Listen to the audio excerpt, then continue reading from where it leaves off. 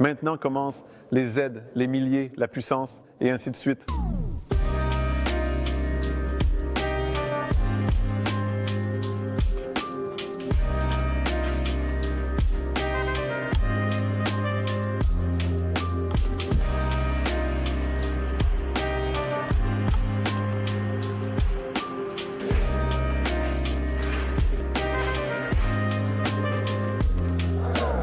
Avant d'aller plus loin, voici encore une anecdote intéressante.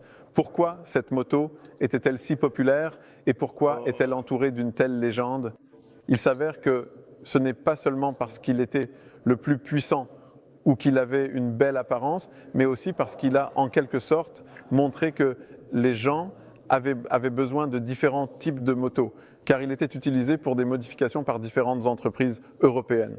En 1974, les Français l'ont modifié pour la course des 24 heures du Mans et ont remporté la victoire. Une entreprise allemande transformait ces motos en cruiser afin de créer une concurrence aux Harley.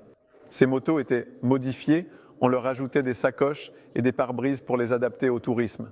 Donc c'était aussi un signal clair pour le constructeur que, d'accord, sur une même base, ou même pas forcément sur une même base, les gens ont besoin de motos différentes pour des usages différents. Il n'est pas exclu que cela ait été un énorme coup de pouce, non seulement pour Kawasaki, mais aussi pour d'autres fabricants, afin qu'ils commencent à voir les motards de façon plus large que simplement vous avez une moto avec une selle large, un guidon, un réservoir d'essence et simplement différents moteurs dans le cadre. Très intéressant. Nous continuons. Et ici, vous pouvez déjà voir les premières modifications. Mis à part le fait que la Z900 était soi-disant équipée aux États-Unis de turbocompresseurs et de compresseurs pour la course, mais laissons cela de côté. Vous avez ici les versions de production, comment cette conception de moteur a évolué. Donc nous avons la Z1R, c'est à quoi ressemblaient les premières motos sportives. Vous savez, 2 disques de frein à l'avant, carénage, un vrai bolide, quoi qu'on en dise. Ici, la version ST de tourisme équipée d'un arbre de transmission. Je ne sais pas vraiment si on doit l'appeler arbre de cardan. Enfin, tout simplement un arbre. Difficile de dire si c'est ou non un arbre de cardan. Et puis la révolutionnaire Z1000 injection de carburant. Beaucoup de gens pensent que BMW a été le premier constructeur à installer une injection sur une moto, mais il s'avère que ce n'est pas vrai. La Kawasaki Z1000 a été la première à être équipée de l'injection, année 78, presque 100 chevaux et un Kickstarter. Choquant.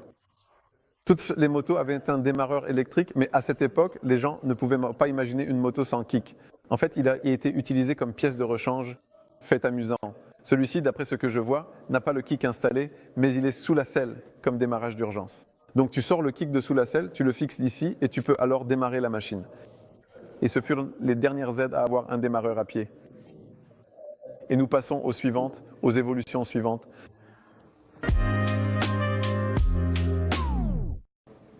En passant à l'époque suivante, nous commettrions une erreur si nous ne nous arrêtions pas sur la 650, car de toute façon, il nous faudrait y revenir, puisqu'il s'avère que la ZS50 est peut-être même plus importante que la ZS900.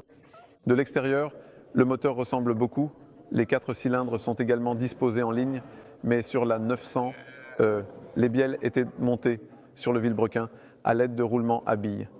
Ici, nous avons déjà un moteur avec des coussinets classiques, ce qui le rendait beaucoup plus doux en termes de conduite. Mais ce qui est le plus important, c'est que ce moteur, avec seulement quelques petites améliorations, est probablement le moteur produit le plus longtemps par Kawasaki en général, car il a commencé sa vie en 1977 et en réalité, il apparaissait encore dans certains modèles après l'an 2000.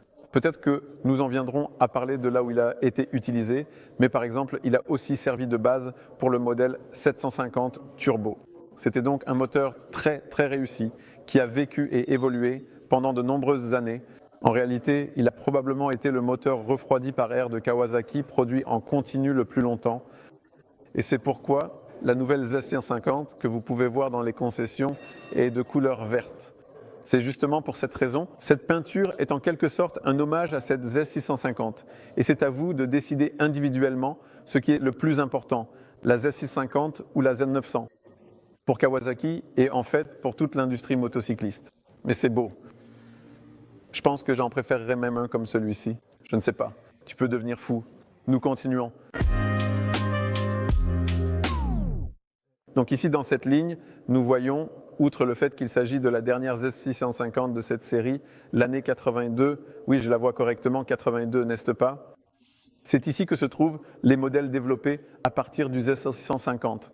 Donc, comme vous pouvez le voir ici, il y avait même déjà des cruisers qui sortaient d'usine chez Kawasaki, le modèle LTD 750, le moteur un peu plus alésé, année 81, toujours 76 chevaux. Imaginez un cruiser de 76 chevaux de nos jours, ce sont des niveaux pareils. GPZ 750, année 82-80 chevaux, déjà une moto véritablement sportive. GT 750, c'est-à-dire le même moteur modernisé, également avec un arbre de transmission pour que cette moto convienne au tourisme.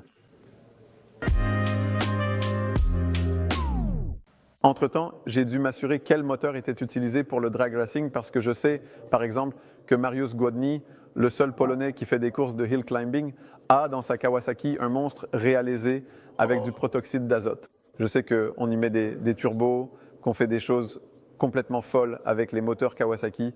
Je voulais m'assurer de quel moteur il s'agissait et il s'avère que c'est justement le Z900 ou le Z1000 qui servaient de base pour ces modifications les plus extrêmes.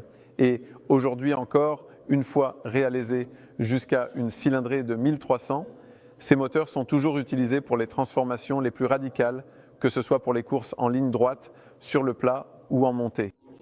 Mais avec cette petite bosse, on atterrit sur de petites cylindrées, c'est-à-dire des motos qui ne sont peut-être pas impressionnantes en termes de performance, mais qui étaient aussi très importantes, surtout pour le marché japonais. Car on sait qu'au Japon, les petites cylindrées ont toujours dominé à cause de la législation. Donc on a la Z400, la Z500 et la 550.